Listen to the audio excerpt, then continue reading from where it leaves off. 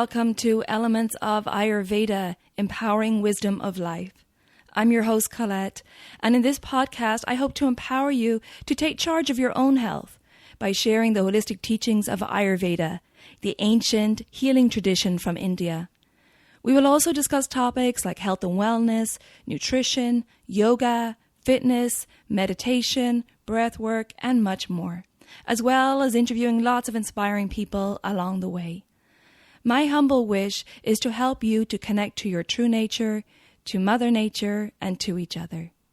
If you like the content, be sure to subscribe to the show, and the new episodes will automatically download for you to enjoy.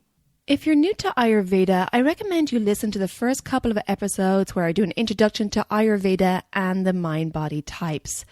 I've also set up a Facebook group for us to connect and to support each other, and I'd love for you to join me over at Elements of Ayurveda podcast group. And now, here's the show. Hello, and welcome to Elements of Ayurveda. In today's episode, I'm going to be speaking with Lara Adler. And Lara is an environmental toxins expert and educator, and a certified holistic health coach who helps health professionals like nutritionists, health coaches, naturopathic doctors better understand the links between environmental chemicals and their impact on disease, so they can better support their clients and patients. Now, her students also include healthy-minded consumers who are proactive about protecting their and their family's health and well-being. She takes a practical, real-world approach to dealing with toxins that is informative, accessible, actionable, and free from overwhelm. Hi, Lara. It's great to have you on the show today. Welcome.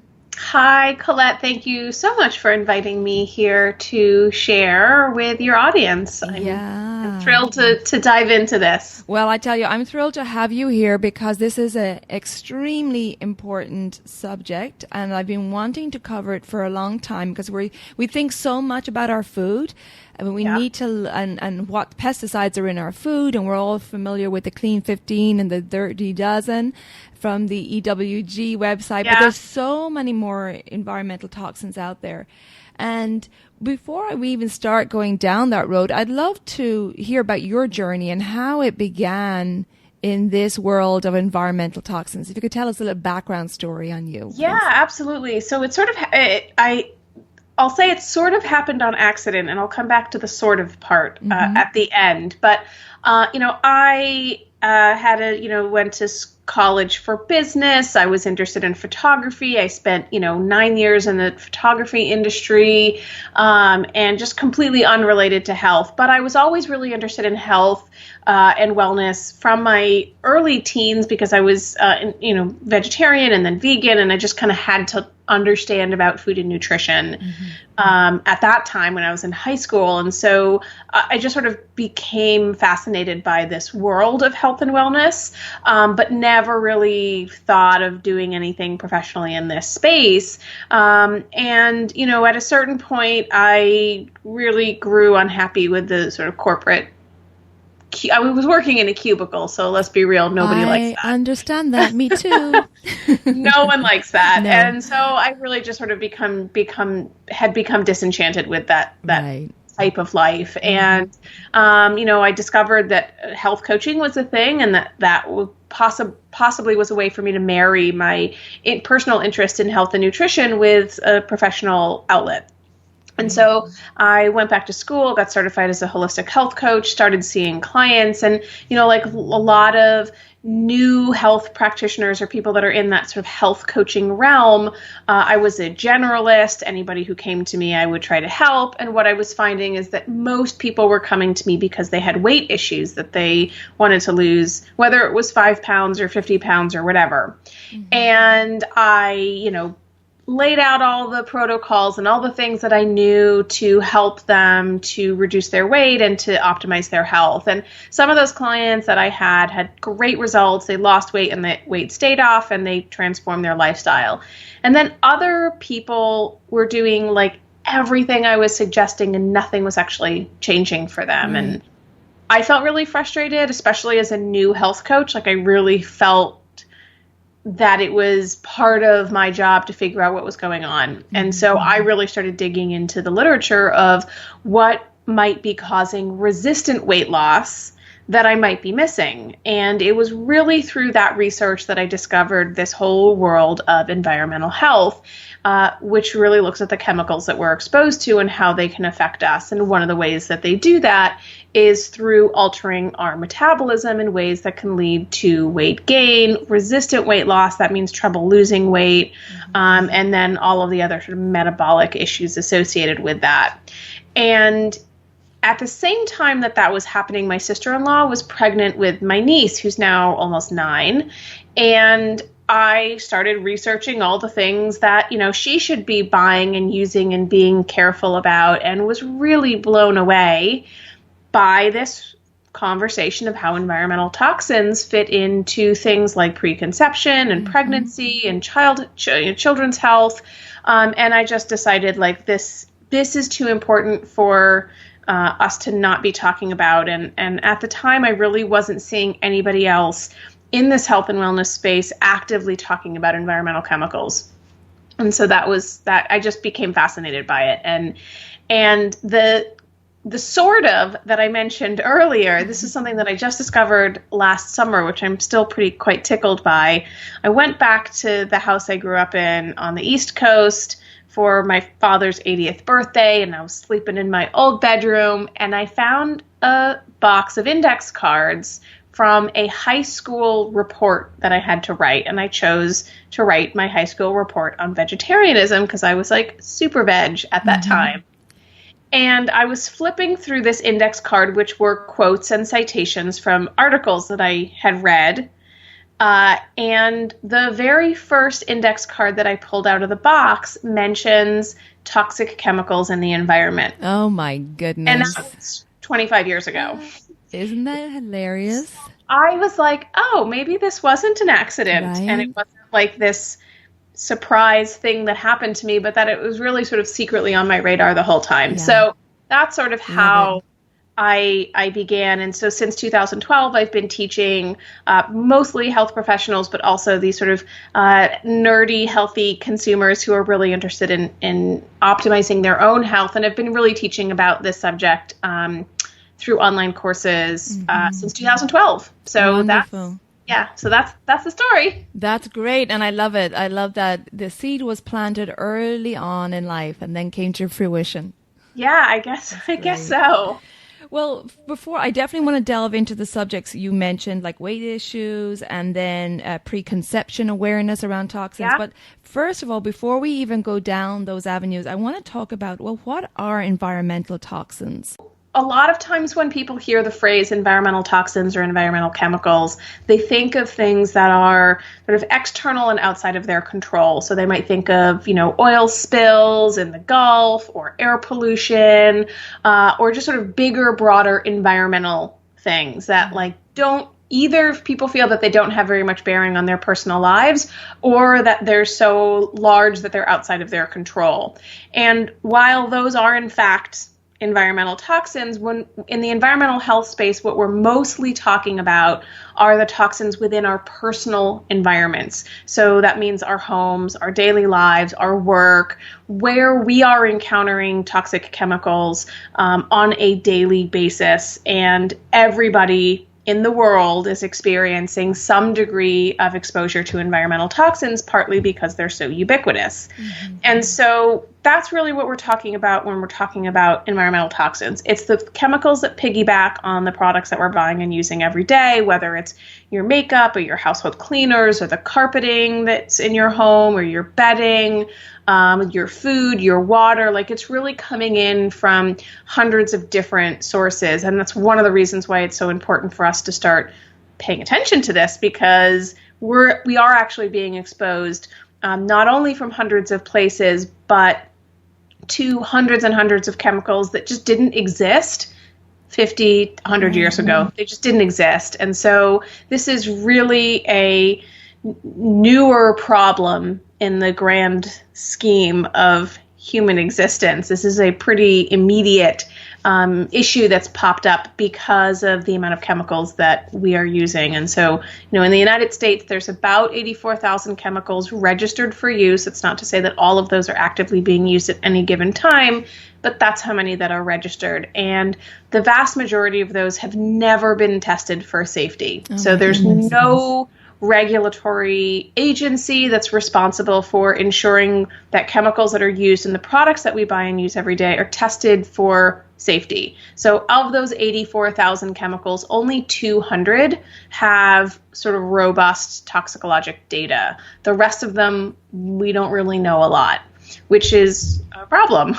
And what we're finding as the research is being done in this space is that the more that we look into the connections between some of those seemingly, low dose, no big deal chemicals that we're exposed to every day, the more we're diving into that research, the more that we're seeing that there are, in fact, significant and relevant links to chronic health issues, whether it's learning disabilities, autism, Alzheimer's, heart disease, cancer, diabetes, like you name it, there is a connection to environmental chemicals. And some of the researchers some of the sort of premier researchers from the environmental health space have really started to refer to environmental chemicals as being the primary driver of disease. Like, it's one of the primary underpinnings of why people are so sick and have, out of control autoimmune conditions and thyroid conditions and infertility and low testosterone and all of these different health issues that are on the rise. Right, and there's definitely a correlation between the rise in all of these diseases and the rise in the chemicals being used in products. Yes. And like a lot of people will say, correlation doesn't equal causation, which is absolutely true, except that when we start digging into the mechanisms of the way that these chemicals are affecting us, there is a robust body of data that's showing that there are a lot of causative links. It's not just correlation. That's really why this is an important thing to be looking at. And, for your audience, for people that are, interested in Ayurveda, like, my hunch is that they're interested in it because they're looking to optimize their health, right? Like, we don't do this because, so I'm sure it's fascinating, yes. But we're on these health journeys because typically we have a health challenge that we're looking to resolve. And I really look at environmental toxins as being a non-negotiable when we're looking to optimize our health. We have to optimize our diet. We have to optimize or reduce our stress. We have to optimize our sleep, and we have to address environmental toxins. Absolutely. And also to have awareness, because it's mind-blowing that most of these chemicals are not tested. So we have to do our own investigations and have awareness. And this is why it's great to have this conversation today, to put that information out there, because we really need to investigate these things for ourselves now and to have this knowledge. We can't just look at labels anymore and just assume that it's correct, because as we know that marketing can be very tricky. Yes. So this is wonderful.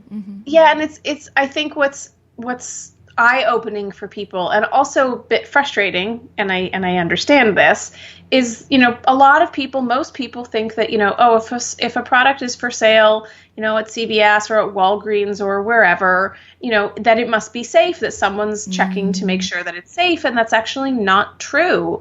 We have the Consumer Product Safety Commission here in the United States that does monitor some of this stuff, and they are involved in the environmental toxins conversation. But they're also looking at things like whether or not a kid's rain jacket has strings that are going to get caught in a school bus door, stuff like that. So they're the organization that's behind recalls, but they're looking at more sort of acute, immediate effects that are being caused, and so that's one of the sort of, I guess, things that people say in objection to this idea that environmental toxins are harmful is, they'll often say things like, well, if this stuff was so toxic, why are we not all pouring into the emergency room? Like, why are people not dropping dead? And I think it's important to understand is that when we're talking about environmental when we're talking about toxins in the environmental realm, we're not often talking about toxins and acute exposure. So acute exposure is my kid drank Drano, and I now have to call poison control and get them to the emergency room ASAP. That is absolutely a toxin. It is a poison. And the environmental toxins that we're exposed to a little bit here, a little bit there every day don't affect us in that acute manner, or very rarely. The effect that they have in the body is actually quite subtle and insidious. So it's not something where, oh, if I buy this shampoo that has this chemical in it, I'm immediately going to have blistering and a rash and I have to call my doctor or go to the emergency room. It's not typically like that. Right. It's a cumulative. It's a cumulative. It's chronic exposure that leads to chronic disease, and it's not something that happens overnight. It's something that is a contributing factor that sort of piles up all of these straws, and eventually the camel's back breaks, and we end up with a chronic health condition. So I just think that sort of framing that up so people aren't like, oh my God, or, I'm afraid to buy everything. It's not one single use of a product. It's this cumulative use of all of these different exposures that we're getting. Great. Well, thank you for that explanation. And now let's break it down a little bit because, we're so focused, like we said earlier, on the food we're putting into our body and cleansing, but there's less awareness about these products that we're putting on our body and how our skin is our largest organ and it's soaking in all these products. So can you explain a little bit about the products and what things on the labels that we should be aware of? I know like perfume is for one, right? Fragrance. So if you could talk a little bit about that would be wonderful. Yeah, absolutely. So, just like you said, the skin is the largest organ. We don't absorb everything that we put on our skin, but we absorb quite a lot of it. And this is problematic because anything that we do absorb into the skin that makes its way through the layers of the skin and end up in the bloodstream, have a direct pass right into our bloodstream where they get sort of shunted and all around our body versus something that we ingest. Like if we're ingesting a toxin, let's say, then that actually goes through the digestive tract and it goes directly into the liver, which is where our body actually breaks down toxins. And so anything that we put on our skin or anything that we inhale in the air, and that includes the fragrances and the products that we use, actually go right into our bloodstream first before moving their way to the liver to get broken down. So that's actually an important piece to understand, is that in some instances, what we absorb through our skin can be more concerning. Right. So, So there's a number of, there's like hundreds of different ingredients in personal care products, but the primary ones that I encourage people to look out for that are concerning, and I'll talk about why they're concerning, are things, just like you said, fragrances. It's listed as the word fragrance on the ingredient list on your product. Sometimes it's listed as perfume or parfum. Anything that's ending in paraben, so ethyl paraben, propyl paraben, methyl paraben, etc. Those are sort of two of the biggest ones, and I'll talk into what those are in just a moment. But the reason why I tell people to just look for those two is, at least in this to start, is most people, when they aren't accustomed to looking at the ingredients on their shampoo, right? Like they might be used to looking at food ingredients and food labels. And when they turn them over and look at those for the first time, they're like, I don't know what these words say. These are long words. I can't pronounce 90% of them. And I don't know what 99% of these things are. And what I tell people is you actually don't have to. It's overwhelming to feel like you have to know all those things. And if you can just kind of zero in on some of these keywords, they are a good indication that the product is filled with other chemicals that you also want to avoid. So if you see fragrance or if you see parabens, it's an automatic no. And you don't have to think about the rest of the ingredients. Don't worry about them. Great. That's right? Great. So it's like a shortcut because it's overwhelming to look at an ingredient list that has 30 or 40 ingredients and they're all chemical names and you don't know what's safe and what's not. Right. So the issue with fragrances and with parabens is that both of these chemicals are what are called endocrine disruptors. So endocrine disruptors are chemicals that mimic the role of hormones in our body. And so they can mimic estrogen, they can mimic testosterone, they can be anti-androgens, and they can really interfere with the transmission of hormones, its communication of hormones in our body. And our hormones regulate literally everything. So they regulate weight, they regulate energy, they regulate mood, they regulate sleep, they regulate aging, energy, reproduction. All of that is regulated by our endocrine system. And the endocrine system is incredibly sensitive. It's really, really delicate. So, for example, when somebody's going through puberty or they're going through menopause, even though within their body they feel this sort of tremendous change and with, all kinds of effects, the amount of actual hormone in the body, the changes in the hormones in the body is actually happening at a really, really, really small level. So the amount of hormones in our body is designed. The amount of hormones in our body is extremely small, and our body is designed to respond to these really tiny levels of hormones. And so, a lot of times in the environmental toxins conversation, people think, oh, well, it's the dose that matters, and that these chemicals are only toxic if you're exposed to large quantities. And in many cases, that's true.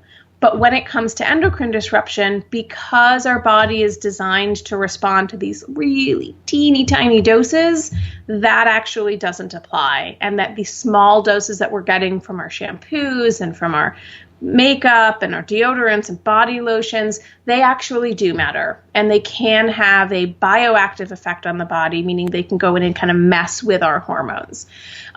So both of these fragrances and parabens. And fragrances are endocrine disruptors. And fragrances is really a catch-all term. So fragrance, the sort of signature scent of whatever product that you're buying, is a trade secret. So the companies who manufacture these fragrances don't actually need to disclose on the label what chemicals go into making that fragrance. All they need to do is say the word fragrance. And that can be a catch-all for up to 3,000 different chemicals that are used in the manufacture of fragrances. And one of the chemicals that's often used within that mixture is a chemical called phthalates. And I'll spell it because it's spelled differently than it's pronounced. So it's spelled Phthalates, phthalates. But it's pronounced with a TH. And so phthalates are a plasticizer, and they're used in fragrances to essentially fix the scent. So if we look at things like dryer sheets, and there's some new ad campaign by one of the dryer sheet companies that's like, when you wash your clothes, like a month later, you can still smell the dryer sheet. I saw that. And they market that as if that's a good thing. Yeah. And I look at that and I go, oh my God, the levels of phthalates in that product. Or if I pass somebody on the street and I can smell their laundry detergent, that's all I think. It's like, oh my gosh, chemicals. Yes, absolutely. And so phthalates are part of what's responsible for allowing that fragrance to not only linger on your clothes and on your hair, but on your skin. So if you're putting on a body lotion in the morning and it has a lavender scent, or some other, tropical sunshine, the names of these scents remind me of paint chips, like the colors for names for paint. Ridiculous. Anyway, if you can still smell that lotion on your skin at the end of the day, like 18 hours later, there's phthalates in there. If you're using natural plant-based essential oils, those scents tend to dissipate from your skin pretty quickly because they're natural. Right. And they're not adding this sort of almost like a plastic layer to seal in the fragrance onto your skin or hair or clothes. And so phthalates are known endocrine disruptors. They mimic estrogen in the body specifically. And so women that have hormone-related problems, that have estrogen dominance, men that have estrogen dominance, and that's typically a loss in muscle mass and man boobs, like those, that's an indication of excess estrogen in the body. And millions of people around the world are dealing with estrogen dominance. Yeah. And anybody that has an estrogen dominant health condition, whether it's PCOS or endometriosis or breast or ovarian cancers, like it's essential for them to limit their exposure to as many synthetic estrogens as possible, because they're just adding gasoline to the fire of their estrogen dependent disease. So those are ingredients that specifically fragrances, which again typically is an indication that phthalates are going to be present, and parabens are a preservative. So they're used to, it's like a cheap chemical product that's been used for 40, 50 years that's intended to prevent the growth of mold and bacteria inside your personal care products. The more liquid your product is, like the more liquid it is, the more parabens, because the more water in your product, the more likelihood of bacterial overgrowth. Obviously, we don't want bacterial overgrowth in our products because that can cause all kinds of other issues like staph infections. But there are safer preservatives to use than parabens, and parabens are a chemical that can actually pass through the skin and end up intact within our body tissues. So there's a large percentage of parabens that are found in the upper and outer quadrant of the breast, which is really close to the underarm, where we are applying antiperspirants and deodorants. Right. And most breast cancers and even benign breast tumors or breast cysts happen in that upper and outer quadrant, which is the part of the breast that's closest to the armpit. So that's sort of just one of the sort of things to be mindful of when we're thinking about these ingredients like parabens and like phthalates. So we want them to we want to reduce our exposure to them as much as possible, primarily because of their estrogenic nature. Great. Oh, that's a fantastic, wonderful wealth of information there. So the things we're watching out for are parabens and fragrance. They're the two things we're looking for on the ingredient list. And like, I know all of what I said for some people might be like, holy cow, that's scary. I want to actually mention that our bodies, at least in terms of phthalates and parabens, that are a little bit, takes a little bit longer for them to leave our bodies. But phthalates are a chemical that our body can actually metabolize pretty quickly. So within 48 hours, you can detoxify and eliminate the phthalates that you've been exposed to, which is great. The problem is that when, for example, the Centers for Disease Control does their biomonitoring studies, and these are studies, ongoing studies where they measure chemicals in people, and they've found that phthalates, I think it's either 93% or 98%, but either way, the vast majority of people tested have levels of phthalates in their bodies. So what that tells us is that even though our bodies can sort of detoxify and metabolize these chemicals pretty quickly, we're constantly adding new ones in, so the bucket never empties, so to speak. Right. And so what this tells us is that if we practice what I call avoidance behaviors by reducing our exposures and avoiding exposures, we can actually drain the bucket. We can empty the bucket. We can empty the body of phthalates, and then our focus becomes not letting new chemicals, new phthalates enter the body. And that's how we can actually have a very measurable impact on reducing the levels of some of these chemicals almost instantly. Right, exactly.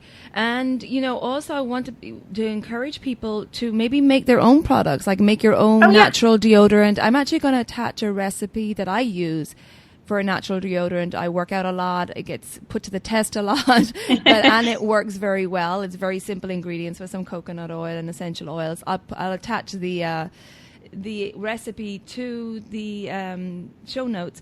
But it's really look into making your own. It's cheap. You know exactly what's going in there. But also there are a great number of wonderful all-natural products on the market. And there's more and more coming out now because these big brands are realizing that we want to know exactly what's in our products, and we're aware of this now. Yep. Well, the natural and organic personal care product sector is actually the largest and fastest growing of the whole beauty sector. Fantastic. So that's why you have large multinational companies like L'Oreal and Unilever that are kind of jumping on this bandwagon. And I actually, like, while that's great, I actually encourage people to seek out brands of products that their entire company ethos is about not using harmful chemicals in their products. And just like you said, there's more and more of these every day. It's actually hard for me to keep up. I used to know them all. Now there's like dozens and dozens. And for people who are like, okay, gosh, tell me what those are. I need to buy new stuff. There's a couple of resources that you can check out. One, I actually have some on my website of favorite products. But you can also check out the Environmental Working Group. They have a database that rates personal care products. So the EWG is a great place. There's a company called Made Safe, and Made Safe is a certification or label that companies can apply to, if they're using really clean ingredients, they can be certified as Made Safe, and anything certified by Made Safe is like a great option for people. Wonderful. These are not always more expensive products. I know a lot of people are concerned about cost. The shampoo that I use, I buy at the health food store down the street from my house, and it's like, $8 or $9 for a bottle of shampoo. So it's not more expensive. Right. That's great. No, exactly. And I'll put links to all those resources that Lara mentioned in the show notes as well, so you'll have them. But yes, I agree with what you say, Lara, before we move on, is to support those small companies, because these big brands are hopping on the bandwagon of, this is the latest thing, and we need to, prepare these organic products, but while they also have all these other range of products which are not organic or environmentally friendly. So I would really encourage you to support the smaller companies. Like you said, Lara, their whole ethos is based on health, organic, environmentally friendly, good for the planet, etc. Yes, absolutely. Absolutely. Okay, great. Well, thanks for that. That was fantastic information. And now that we've talked about what we're putting on our skin, I also want to go now into what comes in contact with our skin. So that would be in our home cleaning products. And this is another huge area of exposure of toxins. I understand, Lara, it's a massive discussion, but it would be great to touch on this and give our listeners some general guidelines about what type of toxins we're exposed to in the home. And immediately I think of those really strongly scented candles or those air fresheners. And the plugins and all of those things. So this is, for me, it's like a non-negotiable. If anybody is using scented candles that are, like your New Yankee, New England Candle Company. Oh gosh. I get a headache when I pass those stores. I laugh because they have a candle scent called Hugs and Kisses, and I just don't know what that smells like. Like what? Like, well, obviously they do. I guess I don't know what Hugs and Kisses would smell like. I don't know, but you can get like a pecan pie scented candle. No. Like that's gross. And you can smell it everywhere. You put it in a room and it smells around the whole house. Yes. And so, these are, again, so all cleaning products typically have fragrances added. The same fragrances, the same phthalates that are found in your beauty care, lotions, soaps, deodorants, etc., are used quite heavily in household cleaning products or just sort of home fragrance products. So for things like scented candles, for plugins, for sprays like Febreze, all you're doing is bathing yourself constantly 24 hours a day in these synthetic estrogens and endocrine disrupting chemicals. And they don't they're totally unnecessary. A clean house should smell like nothing. A clean house doesn't smell like lemon. It doesn't smell like pine. It doesn't smell like pecan pie. And there are natural ways to be able to add scent to your house that aren't going to be exposing you to these synthetic estrogens. But I always encourage people to, before they move from one home fragrance to another, even if that other one is natural, to just kind of empty the home of these synthetic fragrances.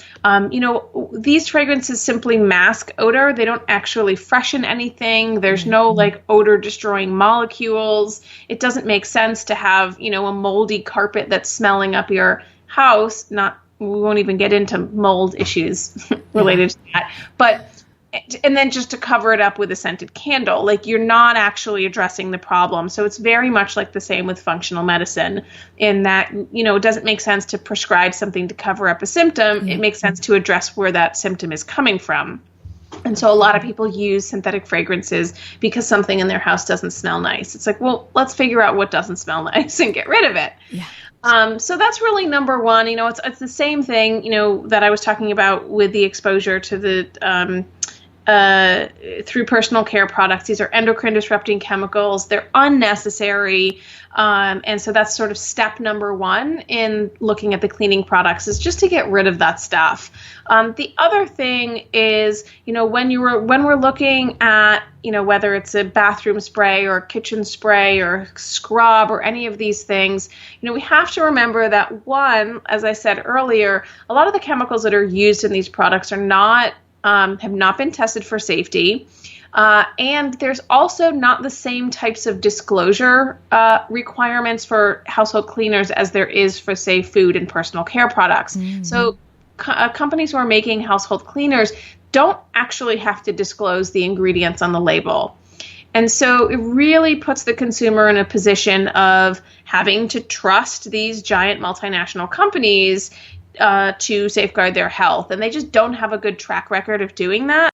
And so I think, you know, for the people that are really kind of eager to start phasing this stuff out, yes, there are certainly safer household cleaners that you can buy in the store that are greener and that are not using these harsh chemicals, but it's really easy to make them yourself. Yeah, absolutely. It's like so much cheaper. All you need is, you know, baking soda, vinegar. If somebody has respiratory issues, I would go easy on the vinegar. But you can, you know, that's really all you need. If you need an abrasive scrub for your pots, your pans, for your bathtub, baking soda.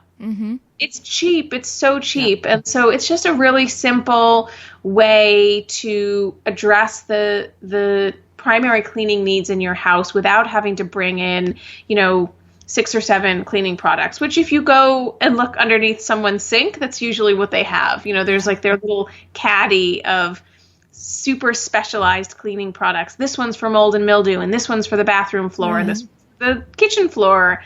And the reality is that most of those products have pretty similar chemicals in them, and you can really replace nearly all of them with, you know, 1 or 2 different options. And there's hundreds and hundreds of DIY recipes online for household cleaners. The blogger Mommy Potamus has an excellent guide. I think it's like 80 or 90 pages long. It's got like dozens and dozens of recipes, all DIY. Definitely worth checking out. Well, how do you say that? Say that again, Mommy? It's Mommy Potamus, so like hippopotamus, but Mommy at the front. Okay. And she's a sort of a mom health blogger that's been blogging for years. And she has a great DIY household cleaner guide. I think it's like $20. It's totally worth it. Wow, fab. Because she's really tested these out versus going to some random blog and being like, I don't know, does this work? Okay, that's a fantastic resource. Yeah, because these cleaning products are so expensive as well.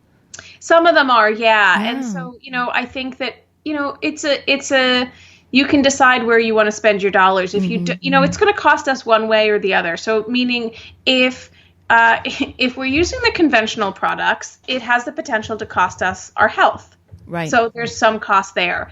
If we want to not make our own products, but buy the cleaner, non-toxic, less toxic household cleaners, it's going to cost us in money. If we want to make our own, it's going to cost us in time. Yeah. Yeah. So, you know, we just have to decide what's the thing that we're willing to let go of. It's probably not your health. At least it shouldn't be. No, exactly. Right? Exactly. So it's either dollars or time. And I think that's an easier sort of gamble of deciding like where, you know, which one do you want to let go of a little bit, a couple dollars or a couple minutes? Totally up to you. Great. Well, thanks for that. And now I want to get on to a more vulnerable demographic of society. As adults, we can make the right choices, and now we have awareness around toxins. But when we look at children, and the research shows that parents' exposure to toxic chemicals before conception, which you mentioned earlier in the conversation, has a negative effect on the health of the future children.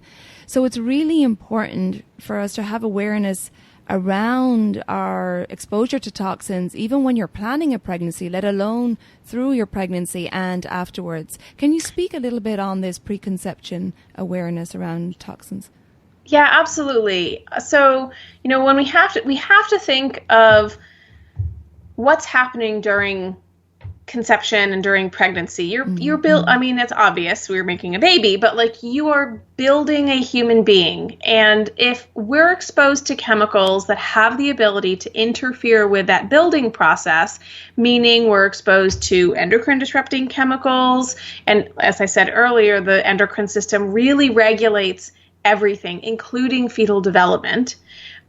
If we're exposed to neurotoxins that affect the neurological system or the central nervous system, when that system is being built, we're shorting that child. We're not giving them the sort of full opportunity to grow in a normal and healthy manner. And so preconception exposures, and especially pregnancy exposures, are the most important. So I always stress that, the most vulnerable population are women that are pregnant and small children. Mm-hmm. And, a lot of people like to talk about, detoxing and cleansing. And, obviously that's generally speaking not safe during pregnancy for a lot of reasons. Mm-hmm. But preconception, if people are planning pregnancies, and not everybody plans pregnancies, a lot of people just get pregnant and then, oops, we missed that whole window of preconception. Right. But for those that are planning or trying to conceive, especially people that are having a hard time conceiving, whether that's subfertility or a diagnosis of infertility for whatever reason, really addressing toxic chemicals is key. So getting the endocrine disrupting chemicals out, reducing exposure to pesticides that are neurotoxic. These are all really key. And so, there's a lot of research that's looking at preconception, prenatal exposure to chemicals or, during pregnancy and birth outcomes. Mm-hmm. So everything from sort of more acute and obvious things like birth defects. So there's an association between phthalates and bisphenol A, which is another endocrine disrupting chemical, mm-hmm. and alterations in the genital tracts, primarily of boys, leading to a condition called hypospadias. And hypospadias is where the urethra is not actually at the end of the penis, whereas where it should be, but somewhere further down the shaft, and that has to get corrected by surgery. Right. And so there's an increase of that. And so doctors are going, why is this happening? And they're looking at the role that endocrine disrupting chemicals during fetal development, during these periods of formation of the body, that's when birth defects happen. Right. Is they're looking and saying there's a real connection here. When we're looking at there's research that's showing that prenatal exposures can lead to things that are less obvious in the immediate term, meaning you can see a birth defect right away, but increased risk of learning disabilities, autism, behavioral issues, anger, aggression, depression, and then longer term things like reduced sperm count in adulthood, mm-hmm. Higher risk of testicular cancers, higher risk of breast cancers, predisposition for things like obesity and weight gain. So all of the building blocks of development are being put into place during fetal development. And a lot of the chemicals that we're being exposed to disrupt that building process. And the Environmental Working Group in 2009 did a small study where they took umbilical cord blood from 10 babies born in the United States, and they tested them for chemicals, and they found something like 280 something toxic chemicals, industrial chemicals, wow. in umbilical cord blood. And, we used to think that the uterus was this sort of sterile environment and that nothing got through, and that's not true at all. And so babies are being born sort of pre-polluted, in some cases with chemicals that have been banned 30 years ago, and it's because they're persistent in the environment. And, that's scary to think about. It's scary. It's a scary reality, and not all of those chemicals we can do something about. And so, what I really emphasize in my teaching is, and this is actually, one of the sort of building blocks, is sort of my motto on my website, is let's change the things that we can control, right, so we worry less about the ones that we can't. And especially for people that are in this window of trying to conceive and maybe having a hard time, like there's already a million things that they're stressed out about. And so if we just focus on the things that are within our control to change, then we can still have a really positive impact on our bodies and our potential for our children and our likelihood of getting pregnant without completely stressing ourselves out, if that makes sense. Yeah, absolutely. I think that's a great motto to have, is just, while this information, it's like, wow, how can we control all this? We can't, but we can do what we can in our environment, the products we choose, the products we put on our skin, we clean our home with, the food we feed our families. We can just control what we have in our environment, and that's doing something great for our bodies. Absolutely. So, I just, like, for anybody who's out there listening, who's, in the either pregnancy planning stage, they're, or they're, in this sort of infertility, subfertility phase, where they're, really working on getting pregnant, especially people that are, at the stage of doing IVF. There's so much research that talks about heavy metals and endocrine disruptors and all of these other chemicals that can really interfere with fertility, and that it doesn't make sense to spend, tens of thousands of dollars on IVF treatments if somebody hasn't gone and cleaned up their house and gotten rid of all of these things that might be part of what's keeping them in a less than fertile state. And so I just think that, like, let's do that 6 to 8 months before we conceive, is start working on that. Or before we start planning to conceive, right? So that we can really start giving our body an opportunity to detoxify and get rid of the chemicals that are inside us, and we can stop the flow of chemicals that continue to enter the body by changing the products that we're using. Absolutely. Yeah, because pregnancy is essentially a detox for the mother, because everything is going through the umbilical cord into the baby. And even worse than that. So, maternal bone lead levels. So when we're exposed to lead, in the short term, lead is in the blood. Longer term, lead gets stored in our bones, and lead competes with calcium. And so when a woman is pregnant and she's building a human being, her body's stores of calcium get depleted. And when that calcium gets released from mom's bone, so too does the lead that's been hiding in there. Right. So, it's really like, I sometimes hesitate in sharing this. I think information is power, and we need to have this information, but it can also be really overwhelming. The same thing with breastfeeding. So, one of the fastest ways for a woman to get rid of the toxins in her body is to breastfeed, because breast milk is a fatty substance. A lot of the chemicals that we're exposed to are fat soluble. They hang out in our fatty tissues in our bodies, including breast tissue, and get mobilized when our body starts producing breast milk. And that's not to say that breastfeeding is bad. It's actually still the best thing, even in light of that, but it's just something to be mindful. So the more of those chemicals that you can sort of, quote, detox prior to even getting pregnant, the better. Yeah, absolutely. And if you are in a situation where you are planning a pregnancy and you're planning on this in the future, and doing a preconception cleanse is a great thing. I actually offer one. I can put a link to it in the show notes. But it is wonderful to plan in, if you have the opportunity to plan in advance and get rid of any excess chemicals, like you said, hanging out in the fat cells, and doing a cleansing your home. And it's a great way also to prepare yourself for the arrival of your new baby, and to get your head into that space, as it were. Yeah, absolutely. Mm-hmm.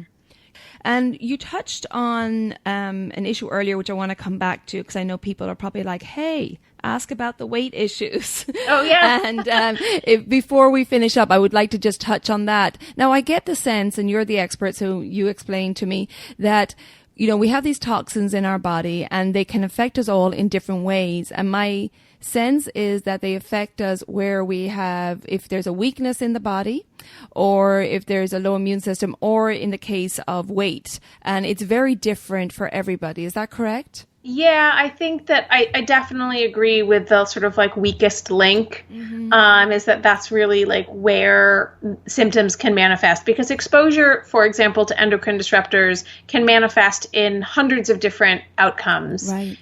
And, if for example, somebody has a family history of breast cancer, then they're more predisposed to breast cancer because of that, and exposure to things that might that another person might otherwise tolerate just fine, that person might end up with breast cancer, or has a higher risk of breast cancer, and they have to be extra careful about that, for example. Same thing with weight. If there is a genetic component to a genetic and an epigenetic component to weight and set point metabolisms. And somebody can be born into a family that's predisposed to gain weight. And that just means that, like, to a certain extent, the cards are stacked against you in that realm. And this is why, you have one person who can eat all the junk food and the, sodas and candy bars and like not gain a pound. And then the other person just like breathes near a bakery and they're like, oh, that's part of that difference. Is some of that is in genetics, but I think that the way that these chemicals can lead to, contribute to, or cause weight gain is going to be different, because there's also different modes of sort of mechanisms within the body that chemical exposure might lead to weight gain. So one of those is that they, as I mentioned a moment ago, that some of these chemicals are fat soluble. And so what happens is they get stored in our body's adipose tissues, our body fat, and they do that for a very important reason. It's the body's defense mechanism to protect the organs from free circulating toxins. So it's like, you know what, I'm going to just stash you in this fat, and you're going to hang out there, because if you're here in the fat, you're not in the bloodstream, and you're not working up to the brain or the other organs in the body. And so the problem, though, with that is that there's the presence of the presence of toxins within your fat actually increases the amount of fat that you have, which then increases the amount of toxins that you can store. And it becomes this sort of downward spiral of weight gain. Right. So that's sort of one of the mechanisms. The other mechanism is through endocrine disruption, because the endocrine system regulates metabolism. It regulates hunger and satiety. And so if we have chemicals that are tweaking the sort of dials on the chemicals that regulate metabolism, or the hormones that are released that tell your body I'm full or I'm not full, that can lead to increased calorie intake, which can just lead to weight gain because of that reason. So there's like a number of different ways in which chemicals can trigger weight gain. And in fact, we all know this to be true, because everybody either knows somebody or has experienced weight gain as a side effect of being put on some type of medication. So antidepressants, things like Nexium and Prevacid, these are all compounds that can trigger weight gain in people. And we already know that that's a thing. Like, it's well established. Right. And the way that chemicals can make us, the environmental chemicals that can make us fat, act on the similar pathways that those prescription medications do. So there's already a body of research that's like, yep, chemically induced weight gain is the thing. And these chemicals that we're taking in our antidepressants or whatever can actually cause people to gain weight. And so too can the chemicals that we're exposed to every day. So that's sort of an important component to the weight conversation. As I like to say, like, is it chemicals, not calories? Right? Yes, because people can have, there's been rodent studies that look at what happens when rats are exposed to a certain type of chemical. There's a class of chemicals referred to as obesogens that are ones that trigger weight gain in people. And that rodents exposed to obesogens just once in a really small amount, when they're fed a normal diet, they gain way more weight than the rodents who were not exposed. And so, like, the same diet, same number of calories, same amount of physical activity, and weight gain is still happening. And so what that tells us is that the weight gain is actually has nothing to do with diet and exercise in that example. You're right. Amazing. Yeah, and that's why we recommend in Ayurveda is for regular cleansing, because, the body does naturally detox daily the water-soluble toxins with urine and sweat and feces. But those fat-soluble toxins, like you said, the body's trying to protect itself. It's storing these fat-soluble toxins in the fat cells. And that's what we want to get rid of on a regular basis. Like in Ayurveda, we say to do cleansing at least twice a year at the change of seasons. Just to get rid of those toxins. And they're not only for the fat-soluble toxins, the physical toxins, but also emotional stuff that's undigested. Sure. That's a side note. But so it is important for the listeners to know that you have to take a break and give your body a reset from the onslaught of toxins all the time. Like you said, Lara, with your cleaning products, just give your home some time to breathe, and just give your body some time to breathe and try to go as natural as possible. Yes, absolutely. Absolutely. And I think in addition to the idea of, detoxing, whether it's seasonally or twice a year or whatever, is two things. One is doing what I call everyday detox, which is these avoidance behaviors. And then you couple that with supporting the body's natural detox pathways. So making sure that we're eating nutrient-dense foods, that we're eating fiber-rich foods that can help with elimination, that we're drinking enough water, that we're supporting the liver, because the liver is the primary detox organ. So whether that's dandelion teas or nettle teas, to just help boost our body's ability to get rid of what we are being exposed to or what's stored in our bodies. Wow, Lara, that has been amazing information. And can you tell us, I'm sure my listeners want to know, where they can get more information about you and your services and what services you offer? Yeah, absolutely. So my website is just my name, which is laraadler.com, Laraad like David, Ler. And that website has a bunch of resources and things that you can check out. But, I always say, if people really want to get nerdy with me and really dive into the practical of like, okay, what do I do about this stuff, is to check out some of my courses. So I do have a really great sort of introductory level course called Tools for Teaching Toxicity, and people can check that out at teachingtoxicity.com. I've been teaching this class for 6 years. I think at this point I'm at like about 2,400 students have gone through that program. So it's a really great program. We've got like a super active Facebook group for that class where we can, ask all the questions and share all the information. And it's just a really great engaged space to talk about this. I think one of the things that people find, and maybe, your audience will really resonate with this as they're on their healing journeys, especially as they're exploring modalities that are like perhaps not as conventional in the Western realm, including Ayurveda, is that when they, there's only certain people that they can talk about all this stuff with who get it. And like everyone else is like, I don't know what you're talking about. You're crazy. And so the community that I try to foster, I refer to us as the nerd herd, because we tend to be a little nerdier than most people. And it's really like this safe space where we can talk about things that other people are like, you're crazy. Yeah, it's so supportive to have a group of like-minded people where you can share your stories, get advice, and support each other. I think that's huge. Absolutely. Yeah.